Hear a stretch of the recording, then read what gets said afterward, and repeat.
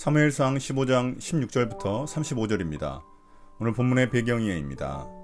신인 동형 동성론이란 하나님을 인간의 신체, 감정 혹은 행동에 비유하여 설명하는 방식을 말합니다.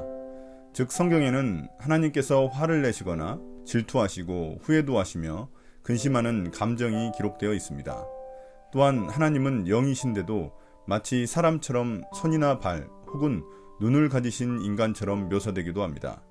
이러한 설명은 인식 능력이 제한된 인간들이 쉽게 하나님의 성품과 사역을 이해할 수 있도록 돕는 성경의 수사적 표현입니다. 16절부터 19절입니다. 사울의 책망. 사무엘이 사울을 꾸짖었다. 그만두십시오. 지난밤에 주님께서 나에게 말씀하신 것을 내가 알려드리겠습니다. 사울이 대답하였다. 말씀하십시오. 사무엘이 말하였다.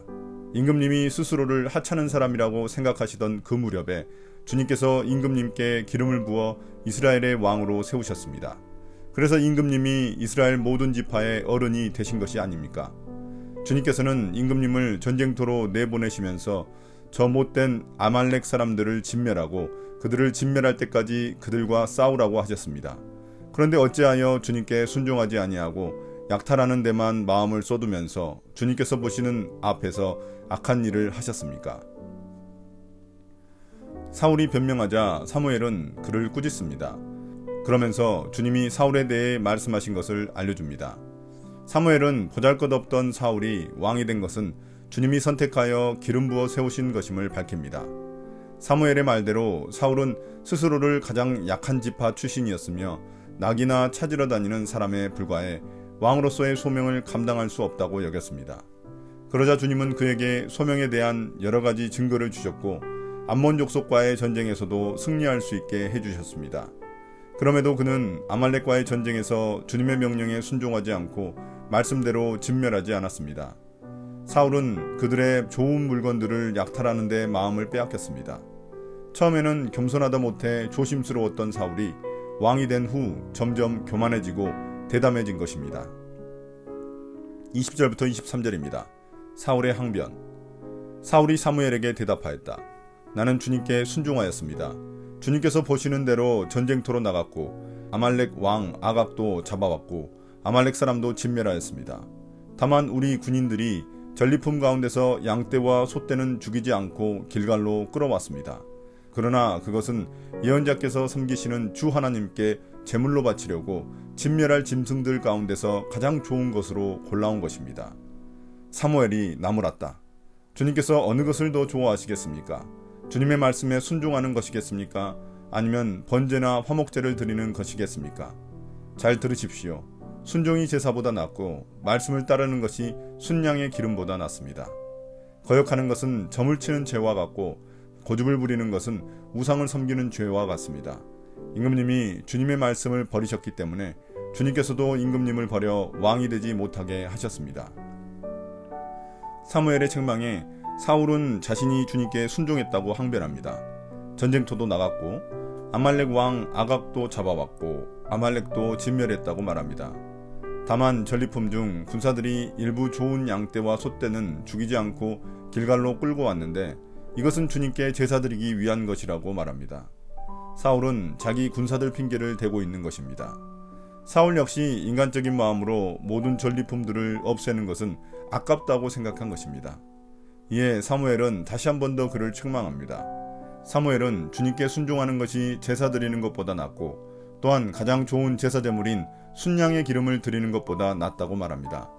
주님은 제사라는 외적 의식보다 제사의 내적 본질인 주님께 순종하기를 원하십니다. 제사를 드리는 것은 결국 주님께 순종하려는 것이기 때문입니다. 또한 하나님의 말씀을 거역하는 불순종은 이방 민족들처럼 점치는 죄와 같고 고집부리는 불순종은 이방인들처럼 우상을 섬기는 것과 같다고 말합니다. 그만큼 불순종이 큰 죄라는 의미입니다. 마지막으로 사무엘은 사울이 주님의 말씀을 버렸기에 주님도 사울을 버리신다고 말합니다. 24절부터 31절입니다. 사울의 간청. 사울이 사무엘에게 간청하였다. 내가 죄를 지었습니다. 주님의 명령과 예언자께서 하신 말씀을 어겼습니다. 내가 군인들을 두려워하여 그들이 하자는 대로 하였습니다.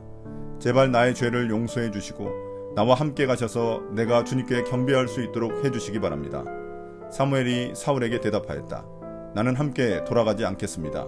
임금님께서 주님의 말씀을 버리셨기 때문에 주님께서도 이미 임금님을 버리셔서 임금님이 더 이상 이스라엘을 다스리는 왕으로 있을 수 없도록 하셨습니다.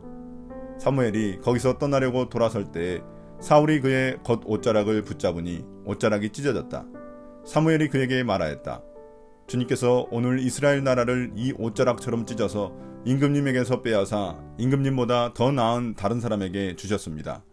이스라엘의 영광이신 하나님은 거짓말도 안 하시거니와 뜻을 바꾸지도 않으십니다. 하나님은 사람이 아니십니다. 그러므로 하나님은 뜻을 바꾸지 않으십니다. 사울이 간청하였다. 내가 죄를 지었습니다. 그러나 나의 백성 이스라엘과 백성의 장로들 앞에서 제발 나의 체면을 세워주시기 바랍니다. 나와 함께 가셔서 내가 예언자께서 섬기시는 주 하나님께 경배할 수 있도록 하여 주십시오. 사무엘이 사울을 따라 돌아가니 사울이 주님께 경배를 드렸다. 사무엘의 이런 책망에 이제서야 사울은 자신이 죄를 지었고 주님의 말씀을 어겼다고 고백합니다. 그는 자신이 군사들을 두려워하여 그들이 하자는 대로 했다고 변명하며 자신의 죄를 용서해달라고 구합니다. 사울은 하나님보다 사람들을 더 두려워하여 그들의 마음을 얻고자 했던 것입니다. 이에 사무엘은 벌써 주님이 사울을 버리셨다고 말하며 떠나려 하자 사울은 사무엘의 옷자락을 붙잡았습니다. 이에 옷이 찢어지자 사무엘은 자신의 옷처럼 이 이스라엘도 찢어서 사울보다 더 나은 사람, 즉 다윗에게 주셨다고 대답합니다. 여기서 찢어진 옷은 왕의 통치권이 이전되었다는 것을 의미합니다. 그러면서 사무엘은 주님은 거짓말하지 않으시고 뜻을 바꾸지도 않으신다고 말합니다. 이에 사울은 끝까지 백성들과 장로들 앞에서 왕으로서의 자신의 체면을 세워주기를 요구하며 자신과 함께 주님께 예배드릴 수 있게 해달라고 간청합니다. 사울은 사무엘과 함께 예배드리며 사람들 앞에서 주님이 여전히 자신과 함께 하신다는 사실을 보여주고자 했던 것입니다.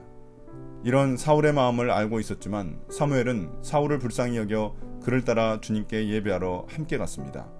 그렇다고 주님의 결정이 변경되는 것은 아닙니다. 32절부터 35절입니다. 사무엘과 사울의 이별. 사무엘이 아말렉의 아각 왕을 끌어내라고 명령하였다. 아각은 행여 죽을 고비를 넘겼나 싶어 좋아하면서 사무엘 앞에 나왔다.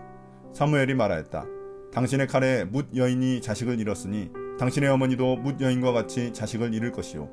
사무엘은 길갈 성소의 주님 앞에서 아각을 칼로 난도질하여 죽였다. 그런 다음에 사무엘은 라마로 돌아갔고 사울은 사울 기브아에 있는 자기 집으로 올라갔다. 그 다음부터 사무엘은 사울 때문에 마음이 상하여 죽는 날까지 다시는 사울을 만나지 않았고 주님께서도 사울을 이스라엘의 왕으로 세우신 것을 후회하셨다. 이제 사무엘이 아말렉 왕 아각을 자기 앞으로 데려오라고 하니 이를 듣고 아각 왕은 자신을 살려주리라 생각하고 좋아하며 나왔습니다. 그러나 사무엘은 아각이 전에 저질렀던 많은 악행들처럼 아각에게 똑같이 갚아주었습니다. 그런 다음 사무엘은 자신의 고향 라마로 돌아갔고 사울도 자신의 고향 기브아로 돌아갔습니다. 그때부터 사무엘은 죽는 날까지 사울을 만나지 않았고 주님은 사울을 왕으로 삼으신 것을 후회하셨습니다.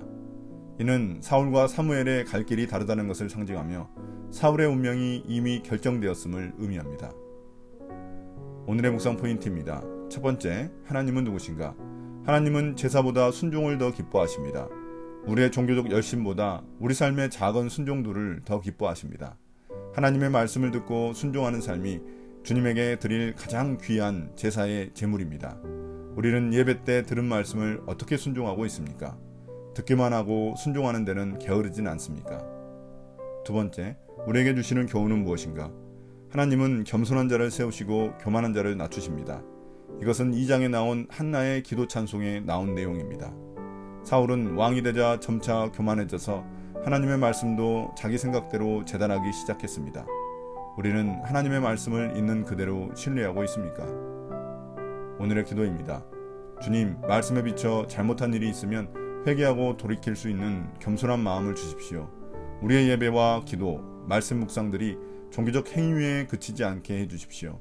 한 말씀이라도 순종할 수 있게 도와주십시오. 예수님 이름으로 기도드립니다. 아멘.